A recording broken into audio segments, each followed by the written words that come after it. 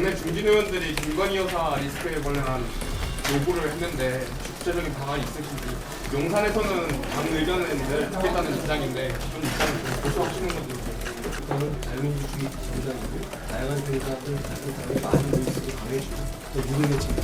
그러니까 다양한 생각을 많이 얘기하는 것, 그리고 그것이 자유민주주의 기본에 벗어나지 않는 한 그거는 당연히 환영받는 일이고 저도 잘 듣겠다는 말씀입니다. 제2부속실의 설치에 대해서 제가 공감한다는 말씀드렸죠. 저는 필요하다고 생각합니다. 위원장님은 공식 건의를 하신 모양도 있을까요? 제2부속실 설치 관련해서. 제가 말하는 게 공식이 아닌 게 있습니까? 그 대통령이 직접 특검법이나 특별법, 이천특별법 후속 조치에 대해서 대국민 설명을 해야 한다는 당내 의견에 대해서는 어떻게 보실까요? 대통령이 판단할 문제고요. 특검법이라든가 이천특별법이라든가 저희 당 차원에서 충분히 도움을 드리고 있다고 생각합니다. 그 부분에 대해서 더 수고하시는 분들이 많은 것 같고요. 저도 여러 번 거기에 대해서 입장을 충분히 밝혔고요. 위원장님, 그 박은식 비대위원님께서 그 김구 선생님 가르쳐서 폭탄 던지던 분이 국제 정세와 나라 돌아가는 걸 알겠냐라고 한 데 대해서 우리 당의 윤주경 의원님이 어젯밤에 페이스북에 좀 글을 올리셔서 반발하고 있는데, 우리 당 예, 그 민주당은 물론이고 이제 저기 윤주경 의원님도 반발하고 있는데 여기에 대해서 좀 어떻게 보고 계신지. 아까 말씀드린 좀 중립적인 건데 우리 당은 다양한 생각을 가진 많은 분을 모셔야 한다고 생각합니다. 비대위원회 선정한 것도 그런 게 있습니다. 그런데 그것이 그런 비대위원들이 예전에 했던 생각들 하나하나 모두 다 제가 공감하거나 우리 당이 거기에 대한 동의한다는 뜻을 의미하는 건 당연히 아닙니다. 그 각각의 개별적인 비대위원들이 가지는 상징성이라든가 그동안의 어떤 보여줄 수 있는 앞으로의 보여줄 수 있는 미래라든가 이런 거를 주안점을 해서 보시는 것이고요. 저도 그걸 봤는데요. 김구 선생에 대한 SNS상의 표현에 대해서는 저도 공감하지 못합니다. 본인이 그 취지가 그것처럼 본인이 전혀 맥락과 취지가 어떤 것인지 그런 것도 알고 있고요. 그 위원께서 이제 비대위원이 되고 본인이 되셨기 때문에 더 언행에 신중하실 것이라고 보여졌다고 생각합니다. 위원장님, 그 현직 부장검사가 국민의힘 소속으로 이제 출마 선언도 했는데 검찰총장도 엄중 지시를 하는 상황이잖아요. 비대위원장으로서 어떻게 보실까요? 적절하다고? 그냥뿐 아니라 검사장들이 막 나온다고 하잖아요. 이성을 그런 문제는 어차피 지금 우리 황운화법이라고 하죠. 그러니까 그거 이후에 많은 게 좀 흐트러졌어요. 그거 이후에 어떤 사실 표시하기만 하면 공식 유지되더라도 출마할 수 있게 되어 있잖아요. 그러니까 그건 대법원 판례이라고 것입니다. 그것 자체는 우리의 권리입니다. 그리고 여러분들이 말씀하시는 그런 우려의 지점이라든지 이런 걸 저희도 알고 있죠. 그런 것까지 해서 저희가 후보를 국민들께서 우리 당의 후보를 제시할 때 여러 가지 감을 위원장님 그 방금 전에 이제 재판 지연도 말씀하시면서 공공사 행정적인 경우 세비를 발행하고 하겠다고 하셨는데 배경이 무엇인지 설명해 주시죠. 그 배경은 국민들이 그걸 이해하지 못했습니다. 그리고 그것 자체가 그 재판을 이 형사 재판이 우리 법의 정신입니다. 공고시장이 형이 확정되면 자동적으로 의원들이 상실하게 되어 있잖아요.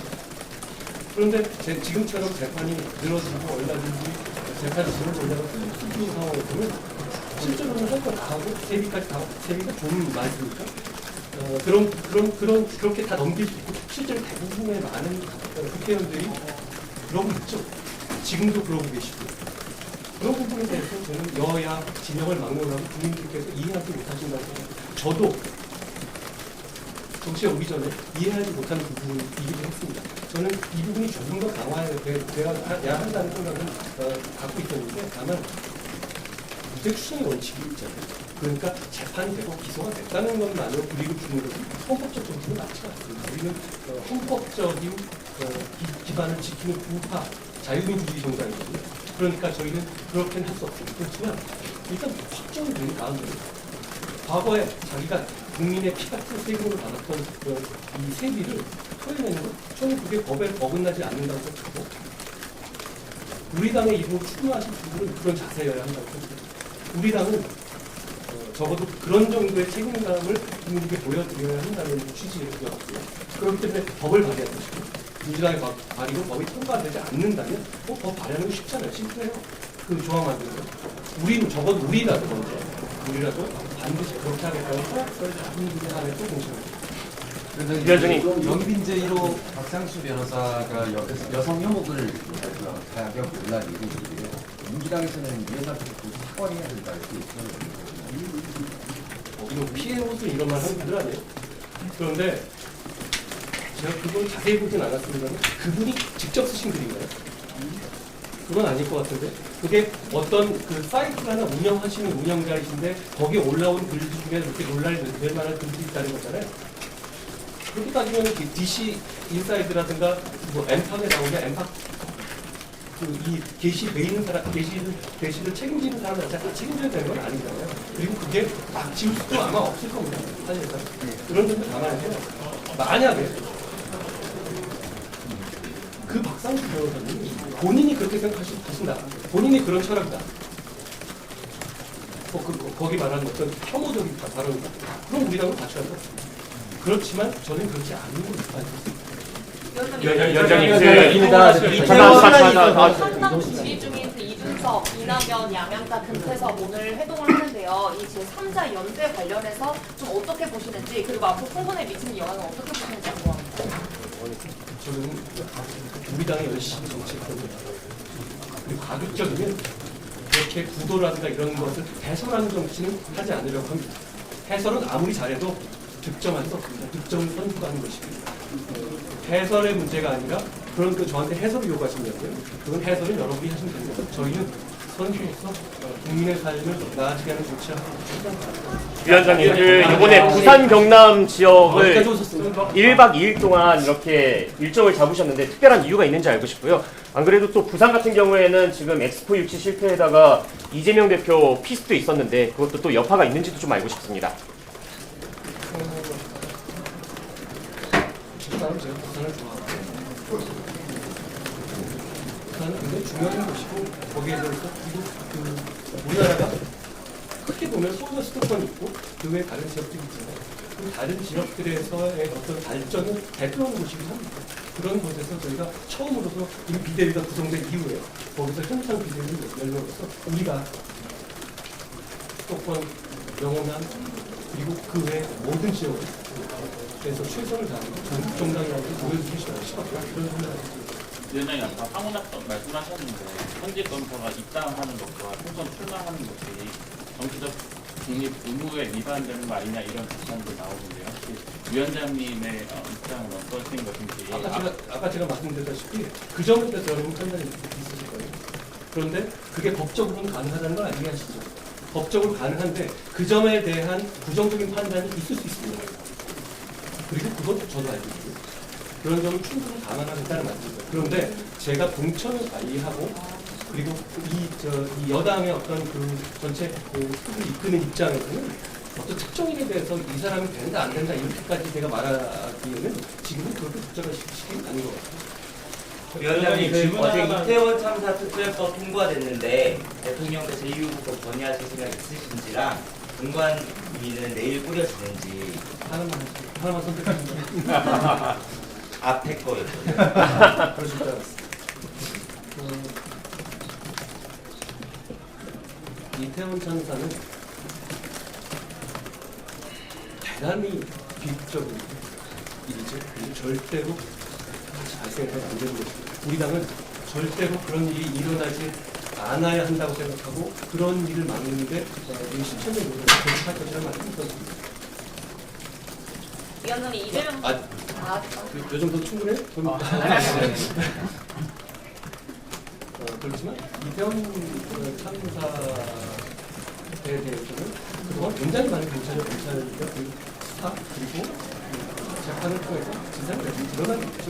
그게 게다가 그 상황은 어떤 상황이었었는지 간단하게 쉽게 말하자면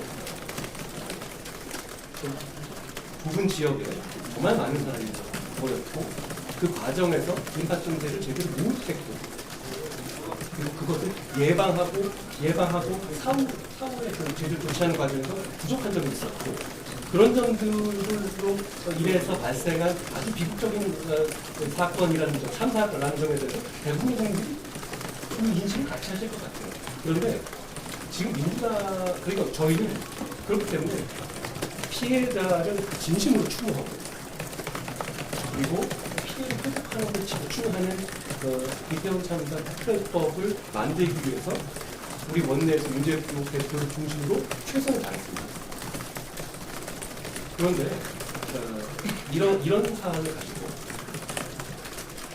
어떤 정치적으로 예를 들어서 이게 1년 6개월을 하잖아요. 1년 6개월을 뭘 하겠다는 거예요. 그리고 조사위 자체도 사실상 야당이 완전히 장악하는 되어 있잖아요. 그리고 그 조사위의 권한 자체가 압수수색 출금에 동의되는 거죠. 그럼 그랬을 때 실제로 그런 어떻게 보면 누가 보더라도 이 전례를 찾을 수 없는 정도로 어떤 그런 권한을 가진 야당이 주도하는 그런 조사위원회가 사실상 검찰 수준에 갖는 그런 식의 조사를 1년 반 동안 한다면 그 과정에서 대상자들은 승리하지 못할 거고요. 그 과정 분명히 될 겁니다. 저희 당의 입장은 이번 참사 특별법 자체를 반대한 것이 아니에요. 우리도 거기에 확장돼서 논의한 것입니다. 공정하고 국론이 분열되지 않고 진짜로 피해자를 추모하고 남은 유족들을 위로하고 보상을 강화할 수 있는 방식의 특별법을 원했던 것이죠. 지금 민주당이 단독으로 통과시키는 특별법은 그렇지가 않습니다. 거부권을 행사할 것인 여부에 대해서는 저희 원내에서 여러 가지로 신중하게 논의해 볼 것으로 알고 있습니다. 구성관을 좀 혹시 내일 공관위원 발표 있습니까? 좋은 분 모시기 위해서 노력하겠습니다. 위원장님 이재명 대표 퇴원 메시지 혹시 하나만. 예, 11시에 퇴원했다고 합니다. 홍회동 예. 전 못 봤는데요. 예. 제가 말씀드렸죠.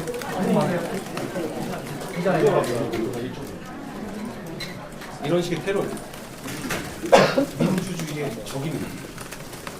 그게 대상이 누구든 간에 절대로 있어서는 안 됩니다. 그리고 이 상황을 어떻게 정치적으로 이용해 보려고 음모론을 제기하는 것은 더 안 되는 일입니다. 그리고 국민들께서 그런 것을 용납하시지도 않을 겁니다. 저는 이 사건이 일어났을 때부터 이재명 대표님의 신속한 퇴위와 범인에 대한 엄정한 처벌을 강조했습니다. 그 입장 그대로입니다.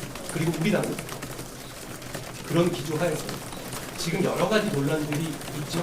구성 관련해서 그 부분에 대해서 최대한 언급을 하지 않았습니다. 저희가 그렇지만 그 과정에서 여러 가지 건설적인 논의가 지금 나올 수 있는 부분 같습니다. 그렇지 않습니까? 어떤 이런 응급 의료 체계와 긴급 의료 체계에서의 특혜라든가 그리고 여러 가지의 구멍들 이런 부분들 국민들이 많이 보시고 분노하는 것 같아요. 저희는 이것으로 이재명 대표나 민주당을 비난하지 않고 앞으로 더 나은 체계를 갖추기 위한 정책을 만드는 데 집중하겠습니다. 고맙습니다. 예, 수고하셨습니다.